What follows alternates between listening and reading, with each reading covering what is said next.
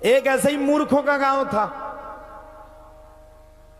वहां के लोग भागवत की कथा नहीं जानते थे, किसी को कथा का पता ही नहीं था कथा क्या कहलाती। गांव बड़ा खतरनाक। एक पंडित जी बेचारे काशी बनारस से पढ़ के आए, किसी ने पंडित जी की जेब काट ली। पंडित जी बैठे ट्रेन में और किसी ने लिया सो पंडित जी के कुर्ता की जेब मसक दी।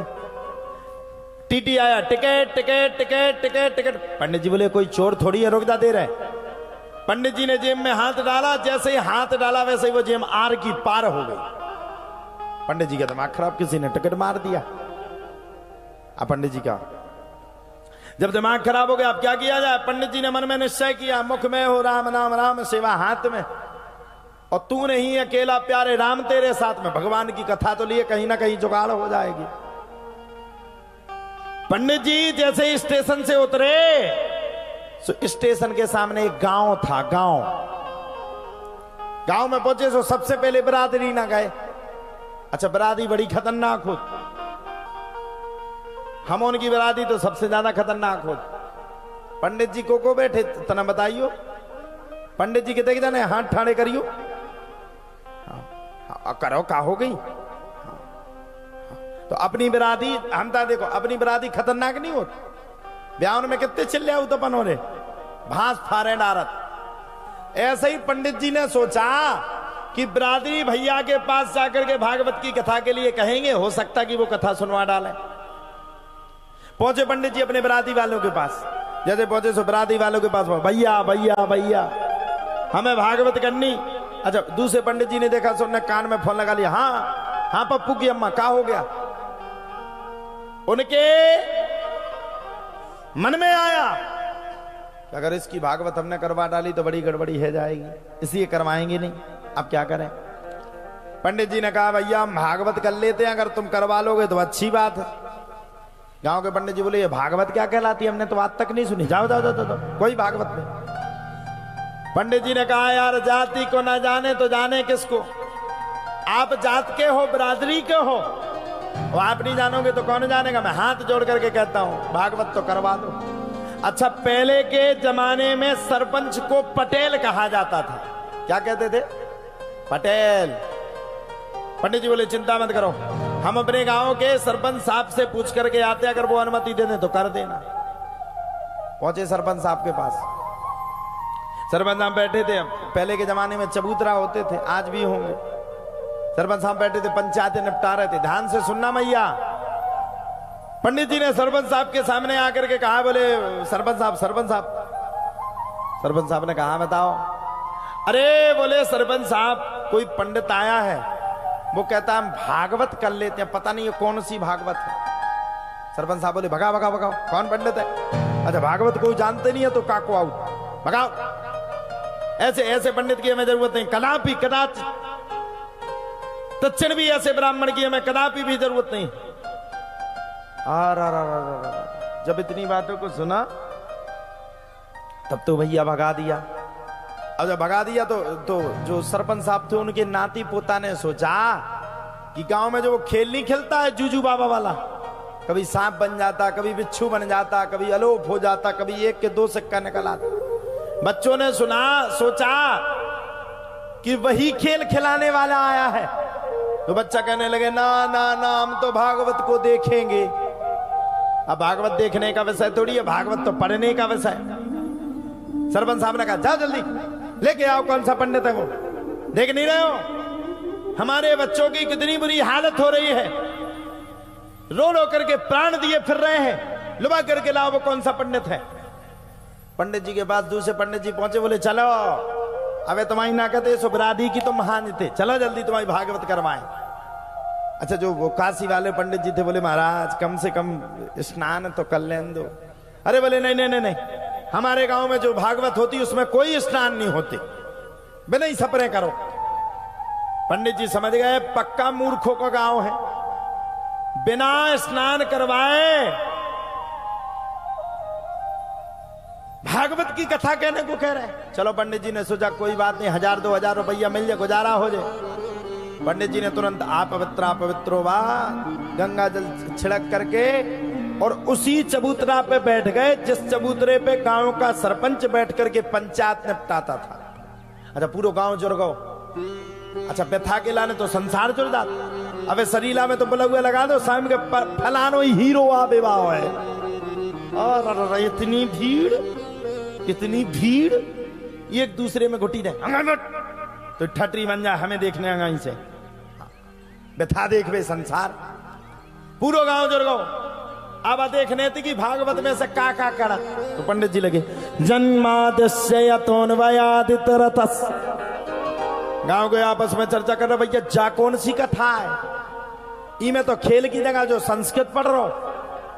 पंडित जी का दिमाग खराब समझा मरे जा गांव के सुनवे ना और दिमाग खराब सुना ही नहीं रहे।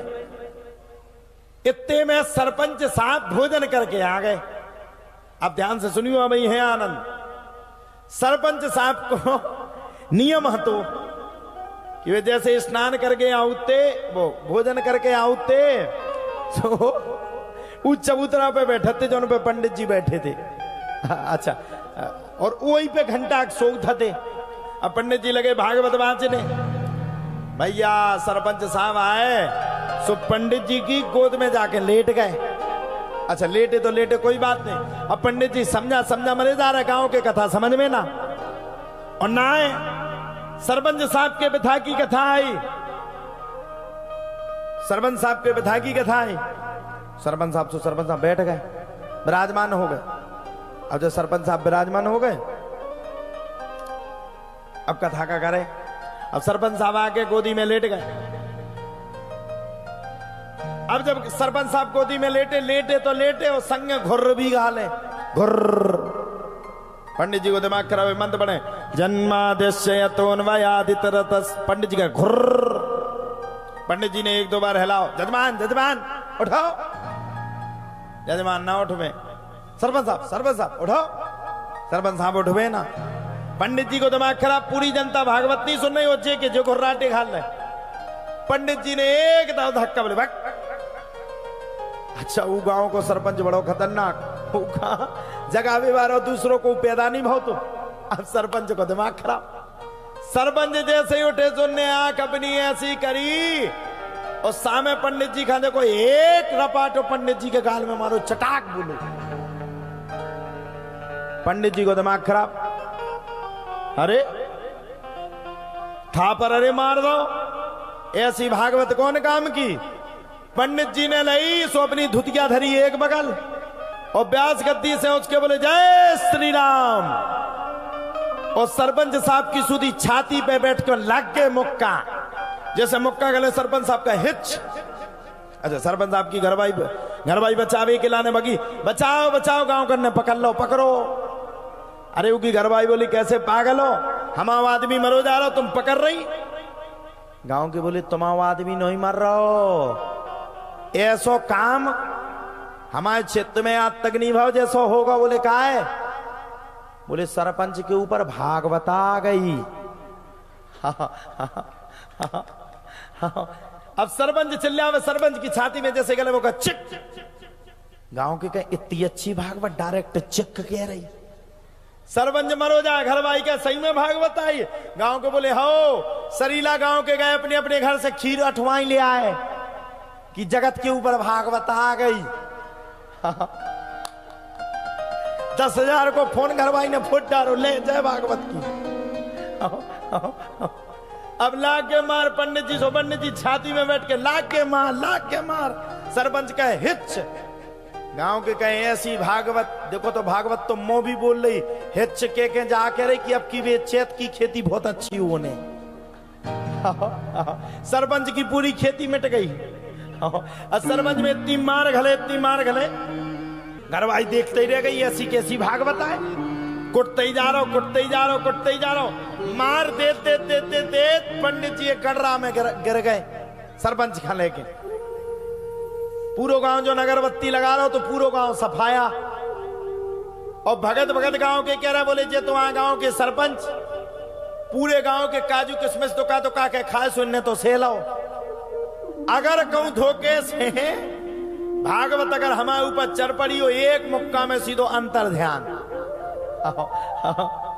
अब सरपंच की पत्नी भक्ति गई, हाय राम जे कैसी भागवत है, आदमी तो मरवे ही वाव है।